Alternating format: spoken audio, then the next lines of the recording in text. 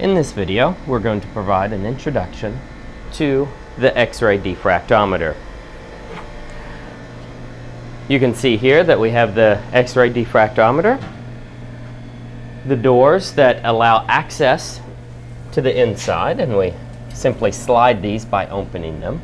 A common error that occurs in X-ray diffraction is when the interlocks are not fully engaged when shutting the doors. So make sure that anytime that you're using this system, you shut the doors gently, and then ensure tightness by pressing in on the top and the bottom to make sure that the interlocks are fully engaged. A couple of things that you'll notice whenever you first walk up to the system is that you can toggle the light on and off inside the chamber simply by pushing the button called light on the outside of the cabinet.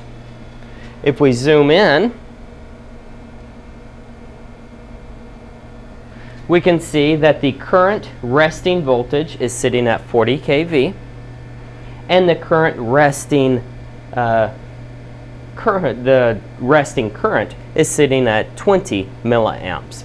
When we walk up, this means that the system is at rest, and this will allow us to, it's not being used, so the cabinet can be opened and we can proceed with loading samples. Anytime that you're using the X-ray diffractometer, you want to ensure that you are wearing your dosimeter badge. This is just a ring that's mounted in close proximity to the system, and these rings are personalized for each individual. They will ensure that the total radiation exposure over your lifetime is tracked by a federal agency. So we place the ring on our finger so that we can measure the amount of radiation that we are exposed to throughout testing. Inside the cabinet now, on the left-hand side of the instrument, there's the X-ray tube, which generates the X-rays, and we have the incident beam manipulator. So this one includes some incident beam slits and also anti-scatter devices. First, we have a mask as well. This happens to be a 10 millimeter mask, and the 10 millimeter mask simply narrows the width of the beam whenever it hits the sample. So it's going to adjust the position of the beam in the, I guess, Y direction. So I'm going to place this back. This is the standard mask that goes into the system. There are also other masks that are available if you want to hit a wider range of your samples. Those would be located in this box.